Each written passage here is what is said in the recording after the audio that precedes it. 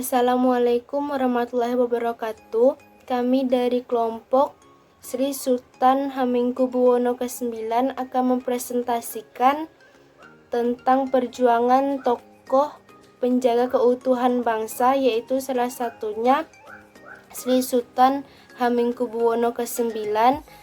Kami akan mempresentasikan secara video.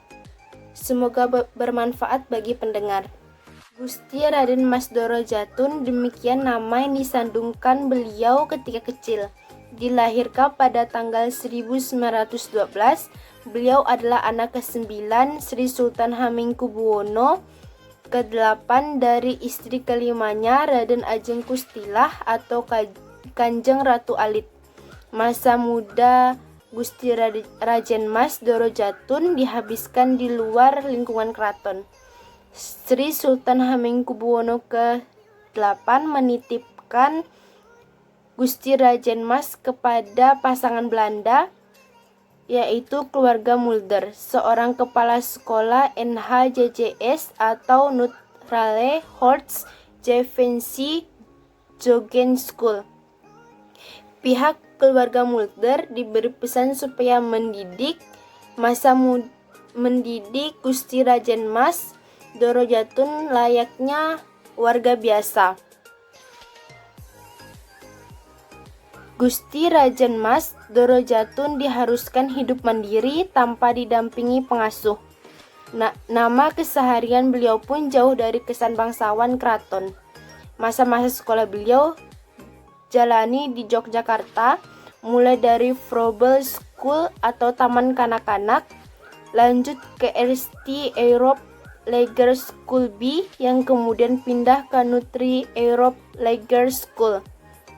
Setelah menyelesaikan pendidikan dasar, beliau melanjutkan pendidikan ke Hogerburg School di Semarang dan Bandung.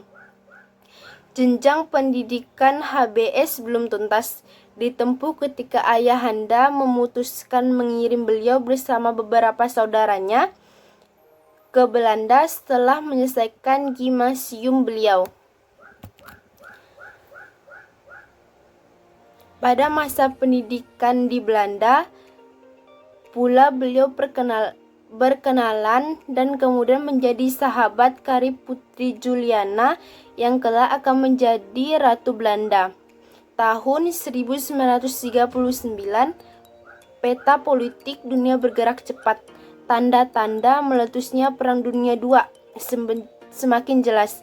Sri Sultan Hamengkubuwono ke-8 memutus memanggil pulang Gusti Raden Mas Doro Jatun. Meskipun yang bersangkutan belum menyelesaikan jenjang pendidikannya,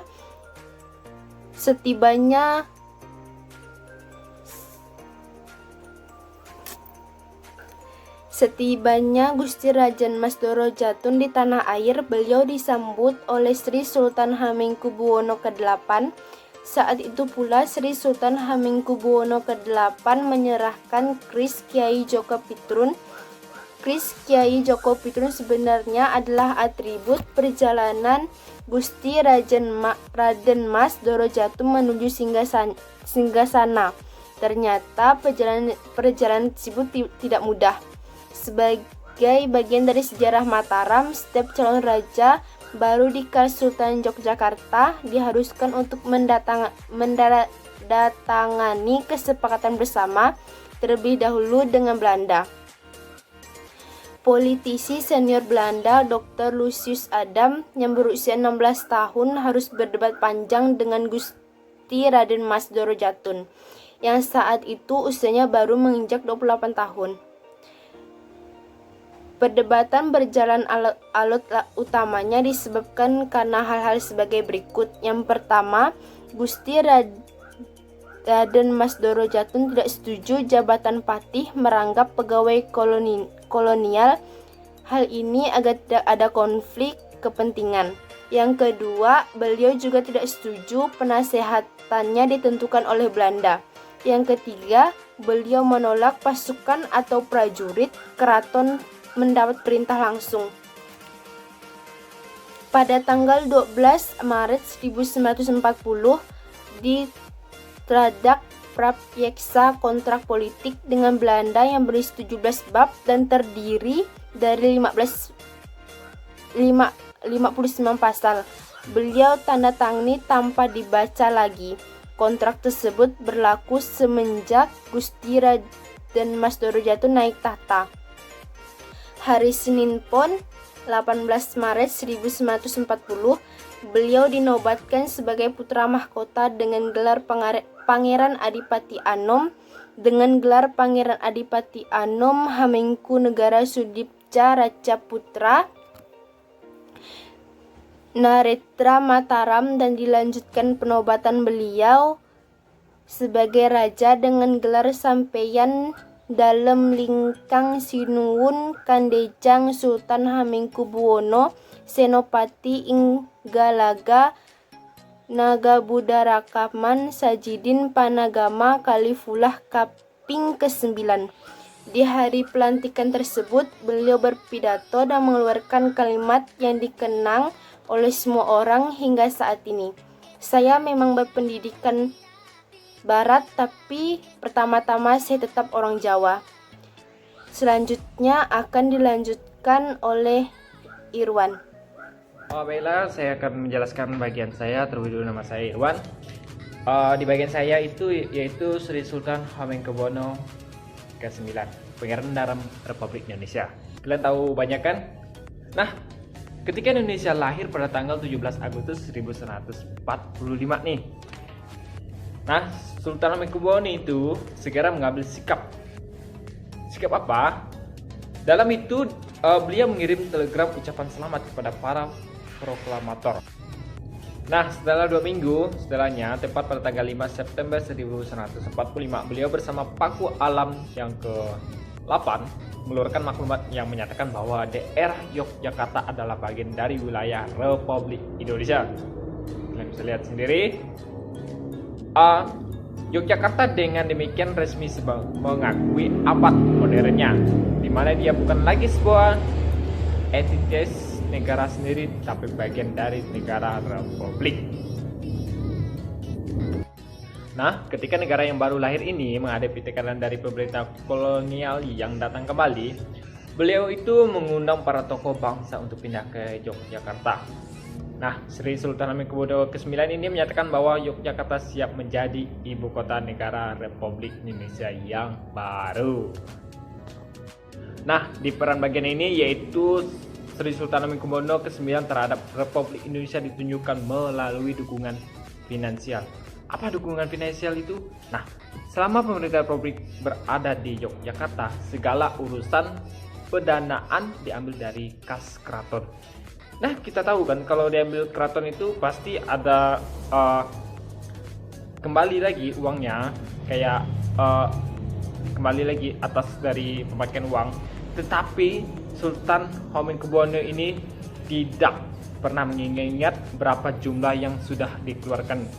Bagi beliau, hal ini sudah merupakan bagian dari perjuangan. Mantap.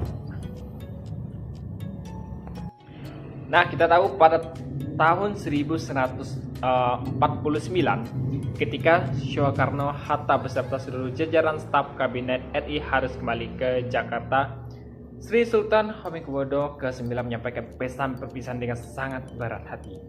Ujarannya yaitu, Yogyakarta sudah tidak memiliki apa-apa lagi, silakan lanjutkan pemerintahan ini di Jakarta. Nah, sejarah juga mencatat bahwa perjuangan Indonesia menuju bentuk fase saat ini mengalami fase pasang surut, di mana Soeharto mengambil alih kendali pemerintahan. Kepercayaan negara-negara di dunia kepada Indonesia sedang berada di titik terendah. Nah, di sini juga Sultan Hamengkubuwono ke-9 pun menyisingkan lengan bajunya keliling dunia untuk meyakinkan para pemimpin negara-negara tetangga bahwa Indonesia itu masih ada dan beliau tetap bagian dari negara itu. Dan demikian kepercayaan internasional pelan-pelan dapat dipulihkan kembali. Dan di bidang politik ternyata Sri Sultan Hamengkubuwono ke-9 ini juga ditetapkan sebagai Bapak Pramuka Indonesia. Kalian tahu kan yang pasti yang pramuka tuh? Berarti salah pramuka. Di khusus mengenai kepedulian ini, beliau menyandang medali Bronze World dari organisasi resmi World Scout Community sebagai pengakuan atas sumbangsih seorang individu kepada kepanduan dunia.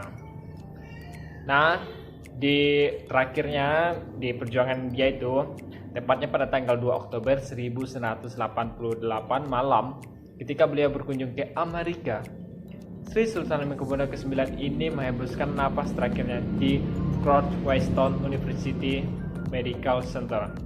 Beliau kemudian dimakamkan di kompleks pemakaman raja-raja di kompleks pemakaman raja-raja di Imogiri.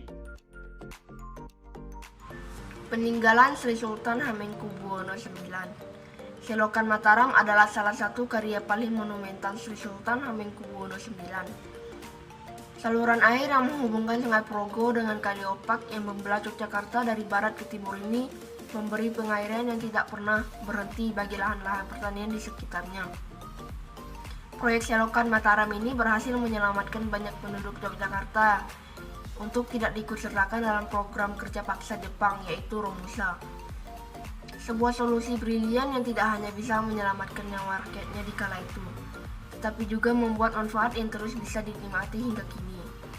Di bidang pendidikan, Sri Sultan Hamengkubuwono IX mendukung penuh berdirinya Universitas Gadjah Mada, lembaga perguruan tinggi yang telah mencetak banyak tokoh nasional maupun internasional ini awalnya menggunakan pagelaran dan bangunan-bangunan lain di dalam dan sekitar keraton untuk dijadikan lokasi belajar mengajar.